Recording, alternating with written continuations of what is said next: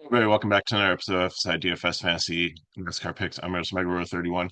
Quick truck speculation video. I know I could wait a little bit longer and get qualifying results, but too close to the window. So I just want to get some information because it's a new track and there's a lot of things to cover here. So it's a track in Connecticut. Might be a little bit of weather there today, so they're prepared to race in the rain if needed in that package. It is a mile and a half road course, 7 turns, which is less than usual road course. Turn five kind of goes into a forest where the driver said it's just kind of like leaving, and they're like, well, "Where are we?" And then I believe it goes uphill like around turn six, and then comes downhill for the final turn seven. There's only really one left-hand turn; all the rest of them are right-hand um, turns. So, or no, maybe it's the other way around. Uh, but there's one turn one way and there's all the other turns the other way. So it's not like your traditional road course where you have like all those like things built into it. A lot of different drivers that are in here, so we'll go over it because you might not recognize some of these names. If you normally watch the videos, don't look at my tags because they don't mean what they usually mean. I'll explain that in just a second. The other big thing here too is this is a standalone race. So there's no live pits, which is huge because people short pit on road courses to gain track position, and track position is going to be key here because it is very hard to pass. So you're probably going to see two or three people up in the top 10 in the optimal. Place differential will be nice, but it's going to be hard. And the trucks don't race that much on road courses. So they only did Coda last year, and this is, I believe, the first one this year. And the other factor too is there's only a couple weeks, like 3 races left to the playoffs, but I don't think you can really manipulate this to really, because everybody's going to stay out because there's no live pitting unless you like run out of gas or like have a flat tire. I believe you're allowed to go in, and it's just because like a lot of the truck series like are lower funded and they share resources with other teams. So if they're usually at the same venue, like they share them throughout the weekend, they don't have that luxury. So you really can't have competitive pit stops when you don't have like competitive teams. So this is kind of trying to even the playing field for some of the lower budget, underfunded teams to make it kind of fair for everybody. So a lot of factors there. So what we're looking for is people that qualify well and will be up there, people with road course experience. So the ones with the brown on them are ones that are road course ringers. They generally have a lot of road course experience outside of NASCAR, and they usually just come in. Teams bring them in to jump in their rides to perform well in courses like this. And the ones in blue are proficient at road courses. Some of them are elite, some of them are just better than the average. And the ones in white aren't terrible, but some of them are rookies, newer people that don't have much experience on this, or their whole attitude is like, let's survive in advance. I just want to go out there and run the course and not do anything stupid to lose points, but I'm just going to get through it and get on to next week. So I have them ranked. I didn't do any projections or anything like that, just because like it's so hard with like no data, new course that they haven't run here.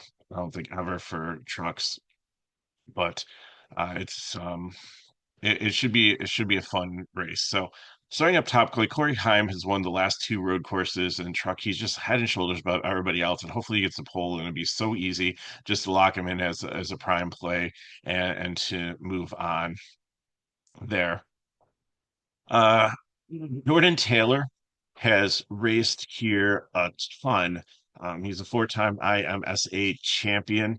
He's in a Aspire truck that looks great. Had some great practice times, but I can't really look at the practice times too because I don't know like how many other cars were out there when they were practicing, or I just think they're just all kind of skewed. So again, take it with a grain of salt. And like if you look at the 5 lap averages, I don't think a lot of them were out there like long enough to have like 5 or 10 lap averages because the people that were like Frankie Muniz was in there. But if I looked at a single lap speed, it just was ridiculous. So I just threw all that data out. So time's good. Jordan Taylor, very experienced, but he hasn't run anything as heavy as a truck. And he's used to paddle shifting. So he's kind of going back to the H pattern gear shift with the clutch. So that it would be a little bit getting used to, but I think both these drivers, if they start up front, are definitely ones to look at. Lane Riggs is usually at a high price just based on how well he is, but the few road courses he has run, I'm not really impressed. Not horrible, but not where I feel he's proficient. So a GPP for me. Hemrick, I think you can play in cash, and here's how I rank that. The primes and the upside doms are people that I feel land in the top 10. Cash are 11 through 19. GPP would be 11 through 20. GPP would be 21 through 30, and fade would be anybody beyond um, that I feel is going to finish in the 30s. So Hemrick, I believe, can finish in the top 20 as a cash play. He does have experience on road courses. Not great in Cup, but he has a couple top fives in Truck Series in the past. Chandler Smith has been good on road courses in Truck, and I think that he definitely has in this front row motorsports. One has a chance to pass and get some place differential if needed, or if he starts up front, I think he's got a chance to win the race. So he's going to be another one I'm keeping my eye on. Cam Walters is priced up here because he has raced at Echo Park before and done really, really well. And he has raced in a similar Echo Park and whatever Lime Ridge, wherever. Sorry, Echo Park is the Atlanta track now. Um, trying to do two race tracks at one weekend is just like screwing my mind.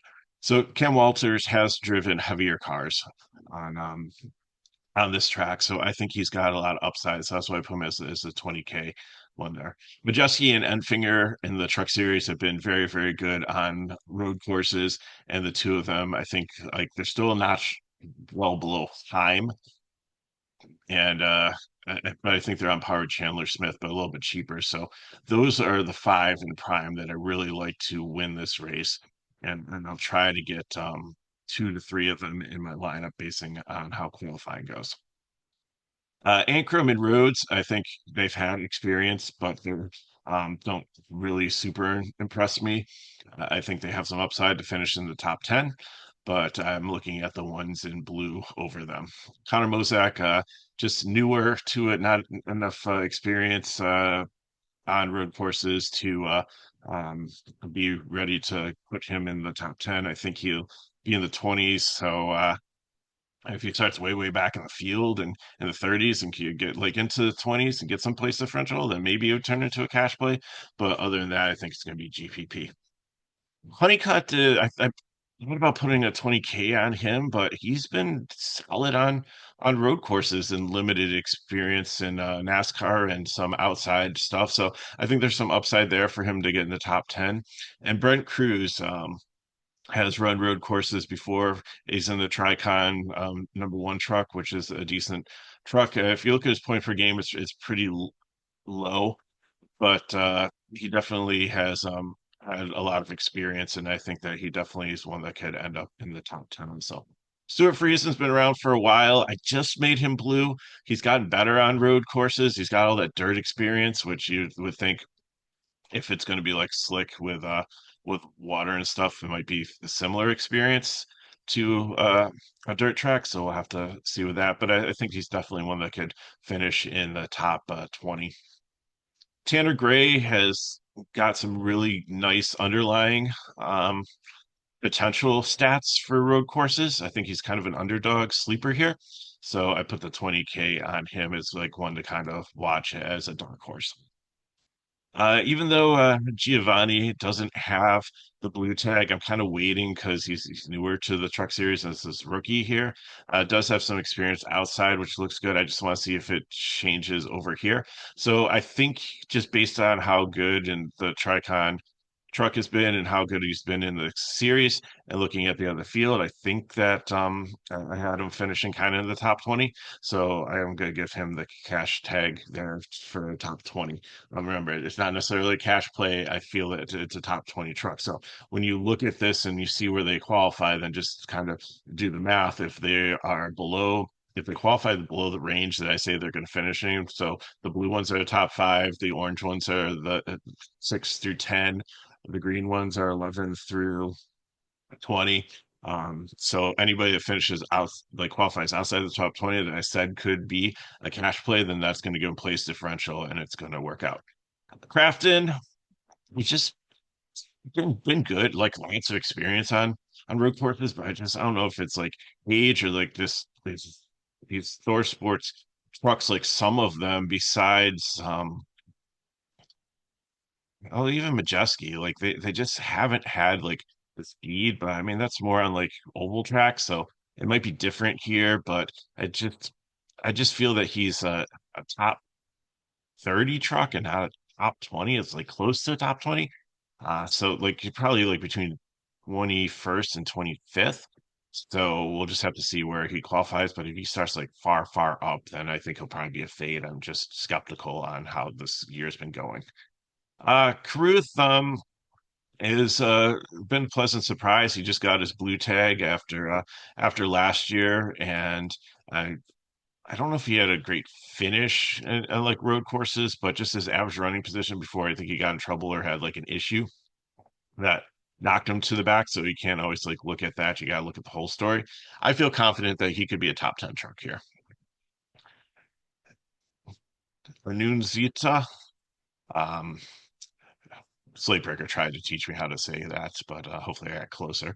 Uh, Cash play here means in the top 20, I believe that. And Perla Lapara, again, another one that has experience outside of NASCAR. I think both of them should be solid here. And again, like De Lara hasn't had enough for me to give him the Bruce stripe, but I think that just looking at the rest of the field and what he's done in the rest of the series this year, that he definitely looks more like a top 20 truck than not a top 20 truck. Garcia, not really good results on road courses, so probably going to finish anywhere, um, probably top 30, but not top 20. Well, Licky looked good in practice here, so I think if you're starting to look for value plays or like a really dark horse GPP play, then I think that he's one. He teaches people how to drive on road courses, but he seemed to do he I always say, like, there's the old adage, those that can do something, teach about it. It's a famous proverb, but and I think Balicki kind of falls into that. That he's a much better teacher and instructor on how to drive road courses than actually when you put him on the road course and to drive, but he's not horrible. And at 66, like there's not a lot of value here, and it's going to be very hard to pass. He understands the fundamentals, and I think that's enough to potentially make him, when everything's all said and done, a true cash play. But if you need value, but if you're looking for a sleeper, I think that he's one to consider also. Wesley Slimp is a Georgia native who does like long endurance races. He's got like wins in like Lamborghini and some other disciplines. But when I looked at how he was doing in practice here. I think that he's not he might, maybe he qualifies well and maybe like I'm wrong, but I just see him not being in the top 30, so I'm kind of off of him. Sutton, I like this Rackley War truck too, but on road courses, I haven't seen enough. And looking at the practice speeds, I'm kind of skeptical there. So I think that he's going to be outside the top 30. Alex Bay, I like him better in a car than a truck, but he's got tons of experience also. So I think that he's a value play. His practice times look good, and he is very skilled at road courses. So I think that he's one to consider if you need some value trying to get all those blue plays up top in your lineup. Matt Mills, the same thing. I like LeBay better. Um, William Lambros, I think that he can be in the top 30.